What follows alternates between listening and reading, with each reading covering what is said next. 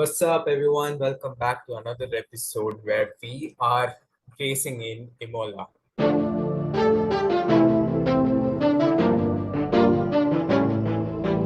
where the track name is, of course, it is pretty long name, Autodromo Internazionale Enzo Ferrari. What a name! I mean, What a Enzo Ferrari would definitely be proud for sure. I mean, he's the one who named the track after all. So, no surprises there for sure. So yeah, okay. We'll just carry on. But before we carry on, I think a little bit of a history about Imola is that, one of the darkest days that we saw in Imola, and a lot of changes to the track in terms of safety. At the Tamburello chicane, we all know what happened at Tamburello in 1994.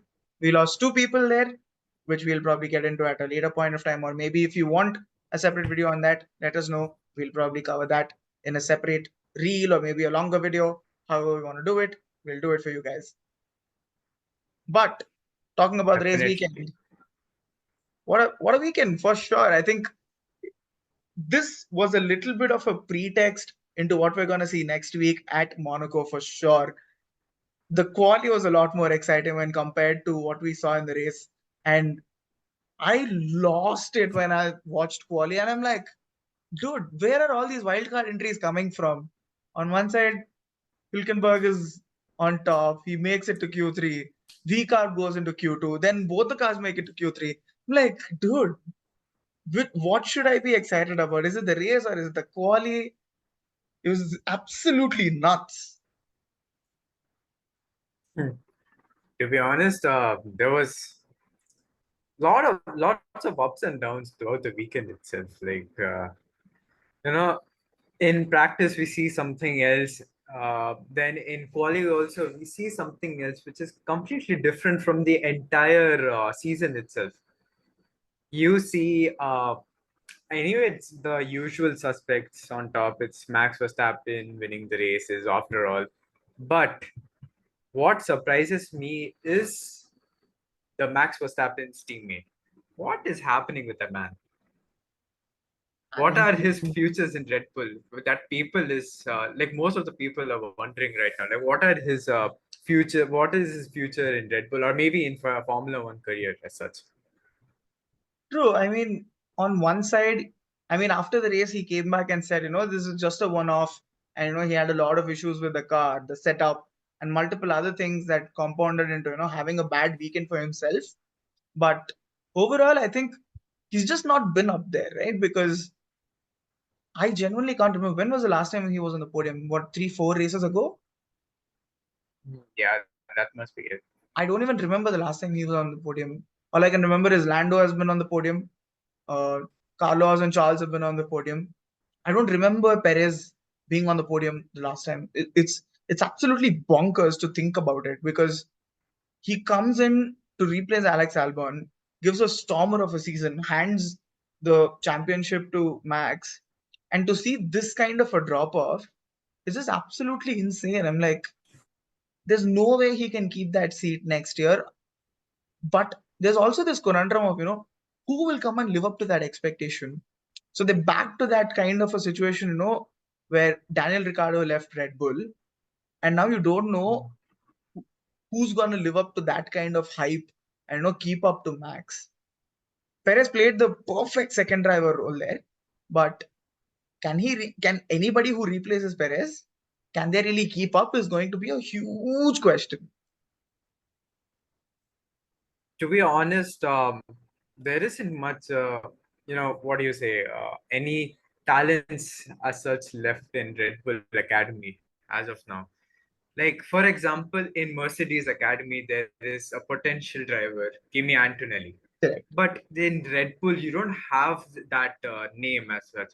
You will be literally looking at the Red Bull Academy and you'll be wondering who is gonna get the seat, or even if it is uh, either from Red Bull Academy or not. Maybe it is from the present grid. Hint: Carlos Sainz, but still we can't speculate on that yet. But let's see what does 2025 season brings us. If Perez is going to stick on with the Red Bull seat, or is anyone else coming and stealing his throne? interesting that you mentioned Carlos, right? Because even now, if you've seen the last 2 seasons, right, Carlos has been fighting for that lead driver kind of a situation. Will he come and play second fiddle to Max is going to be a huge question for sure. And with Newey out of the question, right? Newey out of the equation for next year because he's already on gardening leave and he's not actively contributing to the F1 project either. I mean, where does it all fit in for the next driver? Where does it all fit in for Max? Is going to be a big question. That's for one. But now that we've spoken about Carlos Sainz, might as well speak about Ferrari. And I think this T-shirt is going to become a uniform from now on. With all the consistent podiums that I'm seeing, I'm like, okay, this is great. I like what I'm seeing.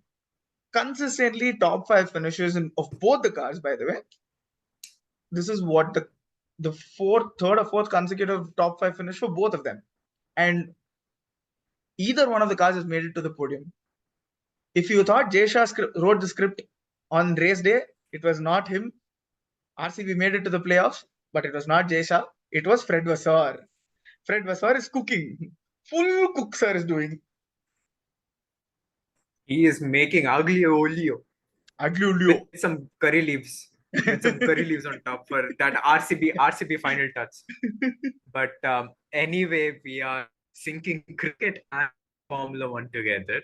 But anyway, after all, Ferrari is working some wonders.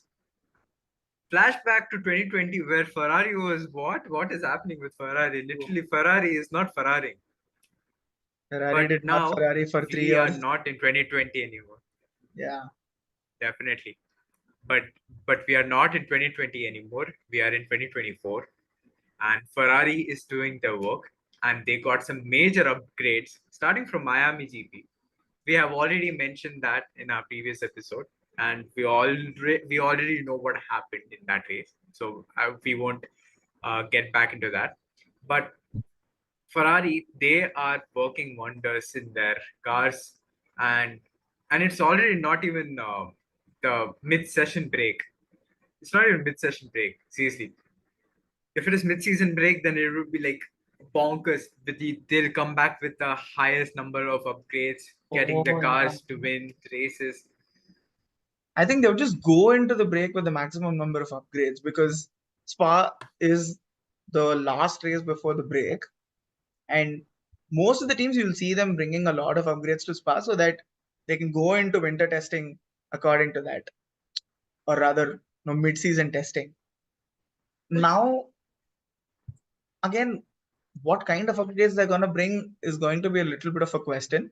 But talking about the upgrades that Ferrari brought to Imola, I don't think they were able to capitalize on whatever they were kind of building because Carlos seemed a little lost for the major part of the race. He was driving a lone race for the most part. There was some chasing by Piastri, but then he was still able to break off from all of that. And considering McLaren did not bring upgrades to Piastri's car in Miami and brought them to this week, he definitely kept up really well because we saw what Lando Norris did to the end of the race, and we'll talk about it. Now, on the other hand, Leclerc, after getting onto those hard tires, he cooked. Sir went on a proper attacking mode, and unfortunately, he saw the sausage curve and he said, I believe I can fly. Instead of flying, Sir just cut to one corner and he lost momentum there. But I think that was the biggest turning point of why Max's life became very difficult towards the end of the race.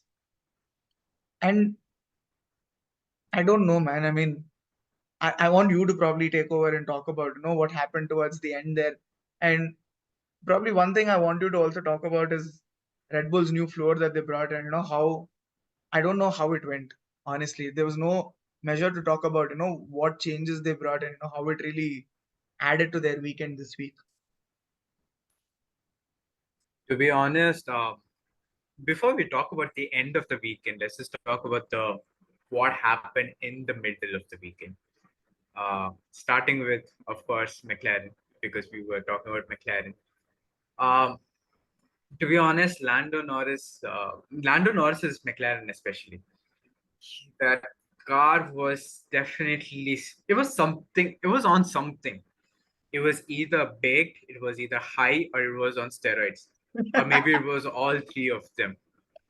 Or maybe since it was Imola, maybe that McLaren literally had a lot of aglio e olio. A So lot of that Italian literally, sauce. a lot of Italian sauce, white sauce, red sauce. I don't know what is it, but anyway, that McLaren cooked so good that it didn't even leave any like raw marks all over the track.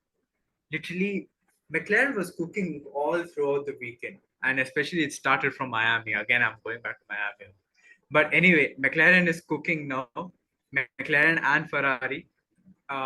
When I was talking about mid-season upgrades, the most notable is definitely going to be Ferraris and McLaren.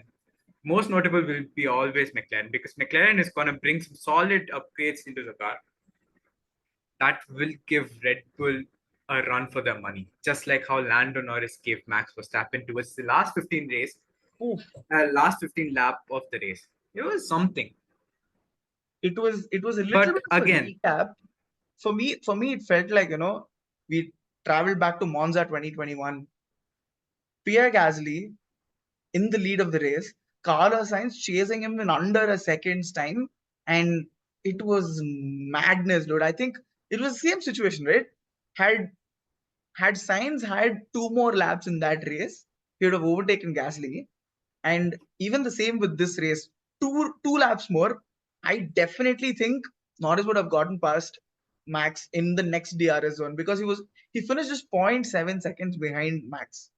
And to finish zero point 0.7 seconds behind Max, you either have to have a car on steroids, which I truly believe that was what happened, or the McLaren Aero team and upgrades have worked so many wonders. It's just unparalleled because the last 2 seasons, if you look at McLaren, right, such a contrasting difference. They started off saying that their car is bad.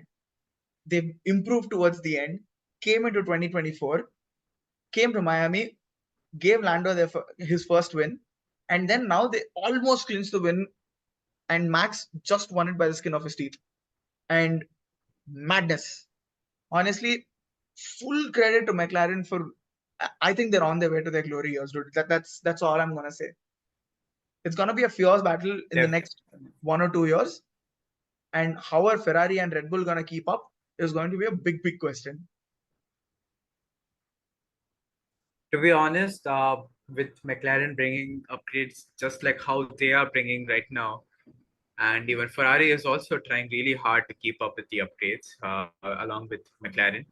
But also, for some reason, I don't know, Red Bull, since Newey left, uh, although many people are saying that Newey didn't even contribute much in the design of the car, there are most of the people they're saying that it is basically a separate aero team which was guided by Newey, but ultimately it was Newey's idea, right? Like how to, like he was ultimately guiding those teams that True. how you can design the cars, aero and stuff. But since Newey left, I don't know, something went wrong. Is it just me or is it even you? I don't know. But since Newey left Red Bull, I think Red Bull is not able to, catch up with the trends that they started with this season. Very interesting perspective to look at, right? Because for me, I think Ferrari and McLaren have started catching up to people, or there's only two ways to look at this. One, Red Bull did not make incremental changes because they thought that they have a very good car, sorted car, and also being at the front, you don't get a lot of internal time for testing.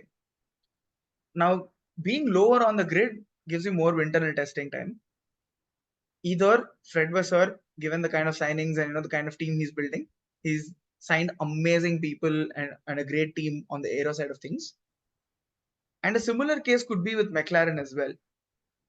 Now, these two have caught up to Red Bull for the most part, is how I see it mostly, right? Because the kind of rocket ship it was last year, the Red Bull, it's not the same anymore. Or or the other way to say is that Ferrari and McLaren have caught up to Red Bull. These are the only two ways you can look at it.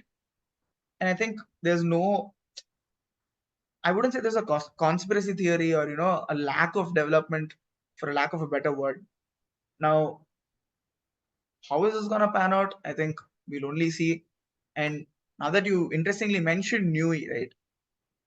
Kim Hillman, a very renowned photographer in the paddock, has come and said one of his trusted sources from the Daily Mail is suggesting that Newey to Ferrari is very very highly likely.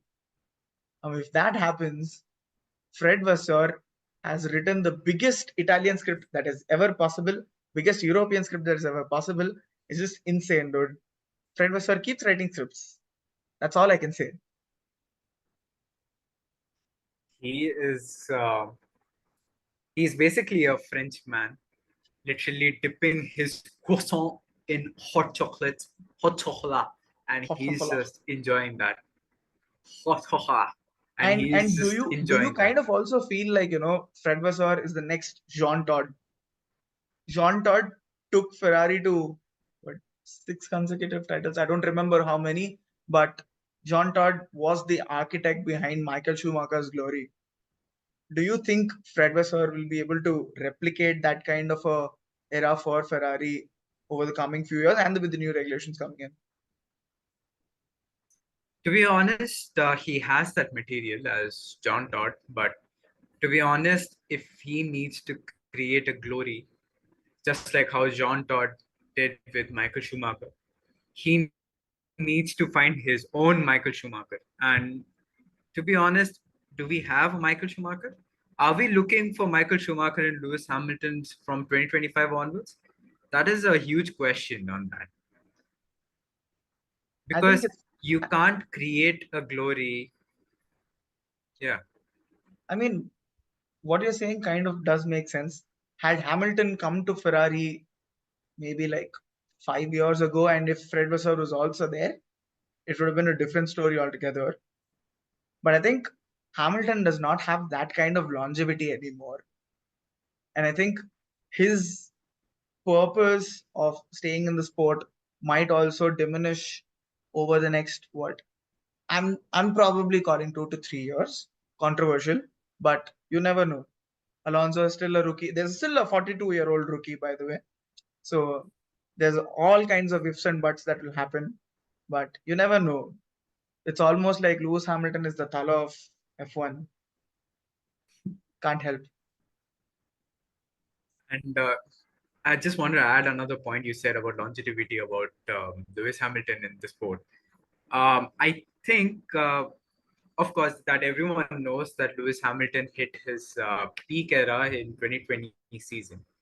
And probably if Mercedes would have done the amount of job which they have done in 2020 and little bit of 2021, if they would have continued, then probably Lewis Hamilton would still be in his peak era. But again, we can't say right now because the car also has a major factor for a driver's success. So if Mercedes is not able to do it, can Ferrari do it? And even if Ferrari does it, can Lewis Hamilton catch up with it? Which is a very interesting observation to make because it just seems like Lewis Hamilton cannot get his act together in that Mercedes. And this entire Imola weekend, it was just shock after shock after shock to see him struggle to get into the top 6 or 7. He finished P9 in Q3 and he did not seem to be anywhere close to the top of the field. Even, I would say, what, closer to the lower half of the points in the practice. And in the race, again, a nowhere race for him as well. He just gained 1 or 2 positions at the start, went for a couple of pit stops, or rather one pit stop, and then he just went back out onto the track driving alone. Right? It just feels like it's either he is very demotivated to drive that car, or that car is absolutely crap. Because I don't know how the entire philosophy of building a car around him has shifted to some extent, because that's what I'd like to believe. If George is able to give very good results, it has to be the case with Hamilton as well. But it doesn't seem to be happening. Or They've either shifted their building the car around another driver, or Lewis Hamilton is just like, okay, I'm on notice period. ನಾನು chill ಮಾಡ್ಬೇಕು ನನಗೆ ಅಷ್ಟೇ ಆಯ್ತು ನಿನ್ಗೆ ನನಗೆ ಕಟ್ಟಿ I am going home. That's probably what would have happened right now. Literally, Lewis Hamilton literally just put his lungi, he just tied it around his waist, and he's just walking out of you know Toto Wolff military hotel. Get out of here. Mercedes cooking days are done, and that's it. Now probably Russell, he is gonna start belting Ragi Muddes from next season since Lewis Hamilton is not there anymore. But now the major question is, who is gonna eat with him? Man, that's such a huge void to fill right now, because a lot of people are expecting Albon will go there, but he's already signed a multi-year contract, which we'll talk about Albon's weekend, because that's a tale of extremes. And I don't know, man. You honestly can't put Kimi Anthony in that car. I don't think he's ready for it, because I watched the F2 race and he just kept going backwards. And if you're not at the forefront in F2, you're gonna get swallowed in F1. 3 races, you're out. You're gonna probably face a similar fate to what Nick De Vries did, or even worse. That's all I can say. But who do you think is gonna come and share that garage with our man Osama bin Russell? Um, to be honest, again, the major suspect that comes to my mind is Carlos Sainz. Carlos Sainz is literally, he is on the verge of, you know, choosing his life at this point. He's like, my idhar chala, na udhar chala. Literally, he is not. But we hope that he doesn't. He He doesn't. I doesn't hope slip. he doesn't. Please. I genuinely think he's championship material, dude. Yeah. But again, we have seen photos of Carlos Sainz Jr. with Carlos Sainz Sr. talking with Toto Wolff, and even Carlos Sainz also showed signs of reverting back to his old home, which was Red Bull. But But you never know. I think, only time will tell.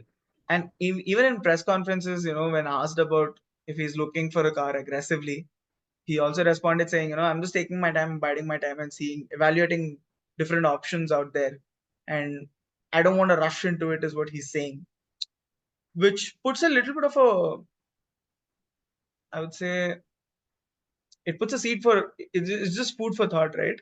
Where is he gonna end up? Will he go back to a midfield team and try to bring them back to glory? Because there's a Williams seat as well. There's also, which also reminds me, I was just talking to one of my friends while watching the race at social.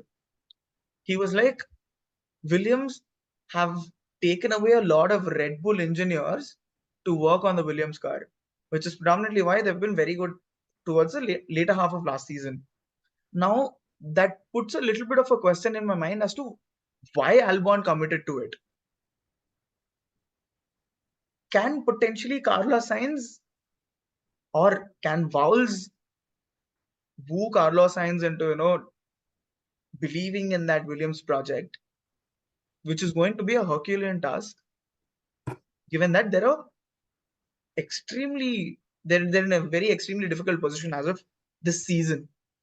Again, like we discussed last time as well, their results are not representative of the kind of progress they're seeing throughout this season. I don't know, man. I think Carlos Sainz is just in a very weird, silly season as of right now, because everything else seems possible, but him getting a seat at a good team is always doubtful, which was never the case until last year. Fred Vasseur has rewritten scripts everywhere, dude. It'll always tie back to what Fred Vasseur is. Fred Vasseur is the Jay Shah of F1. Simple. be honest, at this point, I will not be surprised if Carlos Sainz considers a Mercedes-based team. It can either be, Aston Martin. Nobody knows. It can be the Aston Martin, it can be Williams, or it can be the Mercedes factory team also. No, see, I Factory have my team, reasons for. factory team again. See, No, there's two ways, right? So see, okay, we'll get to that, but make your point. yeah. So no, I was talking about Aston Martin, right? See, Aston Martin. Uh, okay, so basically, from Aston Martin, I just wanted to talk about Lance Stroll, how he is, handling the media, how he's handling the race itself. That is kind of putting the fans into a gridlock, saying that what is Lance Stroll doing? Like he literally got a reservation seat in the team at this point of time. But again, even Mike Crack also mentioned after that fiasco in Shanghai with Danny Rick and putting the blame on him for the incident. Mike Crack also mentioned that there will be some consequences to that action where that came from, according to Lance Stroll.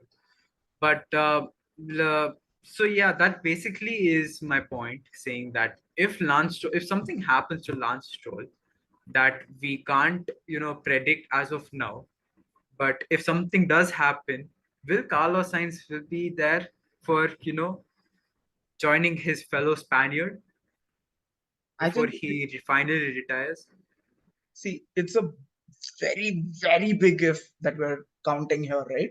Because unless the Stroll family decides to opt out of the entire Aston Martin project, there's no way that I see that seat being filled. Again, personal bias, but I definitely think that if the Stroll family is there, Lance Stroll has a permanent seat there. Now, if Stroll is out of the equation, I definitely think Carlos Sainz will consider, because you have Dan Fallows, who was kind of, I would say, Newey's right hand to some extent, right? And he's gone there. He's brought that aero. We've seen what kind of results he's produced at Aston Martin last season and this season. But this season, I think a lot of driver error and a lot of other factors that have tied into Aston Martin's, turbulent season, if I, for the lack of a better word. But the only way that Carlos could end up at Aston Martin will be through uh, Lance Stroll or the Stroll family itself leaving, and Aston Martin finding a way to stay afloat. Talking about Aston Martin having a turbulent season, and we actually witnessed that this weekend itself in Emilia Romagna GP. We have seen that Fernando Alonso crashing out in FP3, if I'm not wrong. Yeah, he crashed out in FP3, where he lost his front end and he crashes, you know, in the final turn, I guess. Yeah, he crashed out in the final turn. Yeah, yeah. I think it was Yeah. at Monza, if I'm not So wrong. yeah. So after crashing, that gave engineers a lot of work to bring the car back later that same day itself and give out results, which only happened for the first part of it, where engineers did successfully build a car successfully, but Successfully. the second half of the statement, not so much, where we see Fernando Alonso struggling with his grip, his performance, his downforce, his aero, literally every perspective. So not a good result from Fernando Alonso, and actually not a good result for Lance Stroll itself. So that again makes Aston Martin into a huge skeptical place where we are going to Monaco next weekend. So let's see what Aston Martin does to the car of Fernando. And definitely Lance Stroll is hopeless at this point. I'm sorry Lance to Stroll is use just this word, Lance but Stroll. I mean, yes. as simple as that. Lance Stroll is just Lance Stroll. Now, again, talking of Alonso, I think The weekend's first shock came in Q1. Looking at Alonso not making it out of Q1 itself was a big shocker for me personally, because you don't expect Alonso to be there, and he just seemed out of place the entire weekend, right? Right from getting out on Q1, even before that, the crash in practice, then getting out of Q1, and then starting the race, and then having to retire the car after. It's very bad race for Aston Martin overall. But I think Lance Stroll did put some good moves on track, but yeah, he's just Lance Stroll, man. It's just him. Can't help it. But again, like every week that we discuss, Kick Sauber again being that lost child every time. We keep forgetting about them. We just forget that they exist for some reason. I don't know why. And it's just genuinely sad to look at them, dude. It's like you have a very blingy car, but then we're like, we don't care about you. Get out. Yeah, I mean, It's Kick just Sauber is again. I'm just gonna use this joke again and again. Kick Sauber is just kicking their kicking themselves. pot Simple. ass. They're Yeah, but just that's kicking their pot too ass. much badass. But again, Kick Sauber being Kick Sauber, and also, after uh, 2025, I guess. Anyway, Kick Sauber won't be Kick Sauber, it'll become Audi, where Audi. Nico Hülkenberg is going to join that team. But to be honest, I feel sad for Nico Hülkenberg for the next season because after all, he's joining Audi as Kick Sauber. But yeah, I think it's gonna be a huge build program for him there. But considering what he's done with the Haas, the way that he's been able to turn around a lot of results for Haas, there is some promise. But again, I just feel like Guan Yu does not really translate a lot of feedback really well, given that he's also still young as a driver, and you need a lot of experience to turn things around, because that's what worked for Haas. They went for two very experienced drivers, amazing feedback, and they've been able to turn things around for Haas altogether. And it almost seems like one's being the bad cop, one is being the good cop. K Mac's the bad cop, Hulkenberg's the good cop. So a little bit of a balance in that particular sense. But it's also about this season how their team principal, right? Ayako Matsu, he's been there at the team for a pretty long time. And I think he understands the team in and out. So he's been playing to the strengths really well. The weaknesses, they're trying to iron things out slowly and trying to stay ahead of the rest of the pack, right? So I think Haas is on the right track. But who are they going to bring next year? It very highly looks like Ollie Behrman's going to take one seat. Now, who's going to be in the other seat is going to be a question. Is K-Mac continuing or is he going to go out? Will be a little bit of a question. Now, talking of vacant seats, let's move to Williams. Sign their star driver, and then they go into the weekend with full positive vibes. And then Sir goes into FP1 and is like, car is like, okay, I'm not coming with you. You go find your own way, walk across the track. It's like his car gave up. Went into qualifying, known to be Mr. Saturday. That also did not happen. Crashed out in Q1. No, not crashed out. Knocked out in Q1. Comes to the race. He had to do 4 pit stops. And he does not have a car like Jensen Button to pull off a 2011 Canada. ಏನ್ ಮಾಡ್ತಿದ್ಯಾ ನೀನು? What are you doing? What is happening? to be honest, the first to pit stop is basically the technician's fault. Yeah. Literally, that was a pit stop error because the first pit stop that Albon comes in, that is uh, basically they didn't even mount the wheel properly, and because Yeah, of that, he literally goes around the track slowly, loses a lap of his race, comes in finally, gets the wheel sorted out, and he's just continuing with a minimum difference of 1 lap from the leader, Max Verstappen. hmm. Not even Max Verstappen. I think that was, yeah, Max. No, After his second pit stop, I remember I just turned away from the screen for a while, and then I looked back and I'm like, Aston Martin is like lapping another car, and I'm like, wait, am I looking at the right race? What's happening? Uh, Jeez. But again, it was a pretty bad weekend for Aston Martin also. But so yeah, that is again what we have mentioned earlier. And also another point that I forgot to mention about Aston Martin, Fernando Alonso, because of the change in component, because of the crash, I believe, Fernando Alonso had to start from pit stop. Oh yeah, yeah. I think he had too Yeah, much work so to be done on that car. I think it was a pretty heavy shunt, which also reminds me that Perez also put his car in the wall in practice. So it was definitely a week of, and I think the gravel traps truly put a driver to the test, right? Because we saw Piastri going slightly off at Rivazza. We saw Lewis Hamilton go off at Aqua Minerali, and that's one of the very tricky corners to deal with.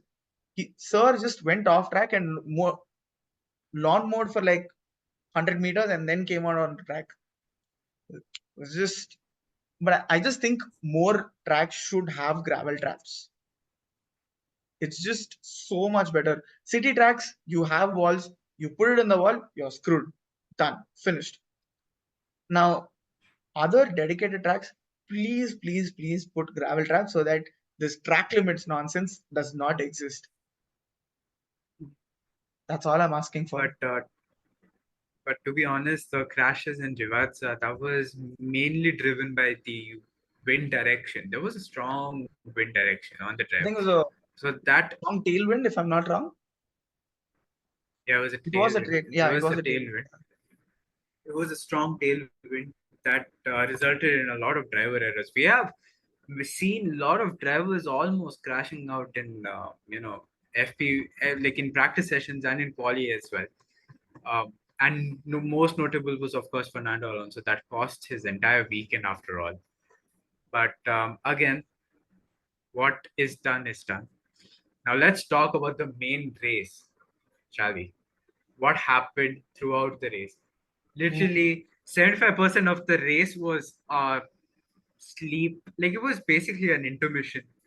There's nothing gonna happen. No safety cars, no crashes, nothing.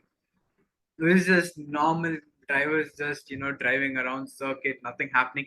But bam, last 15 laps. Oh It my was god. just Just take us madness, through it. man. Madness, madness.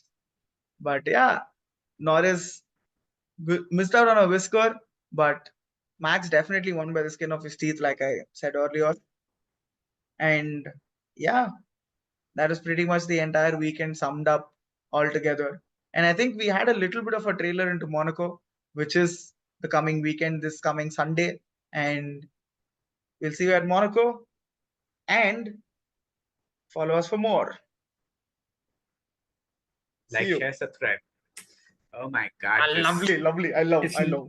Very nice. Include this. Editor, include this.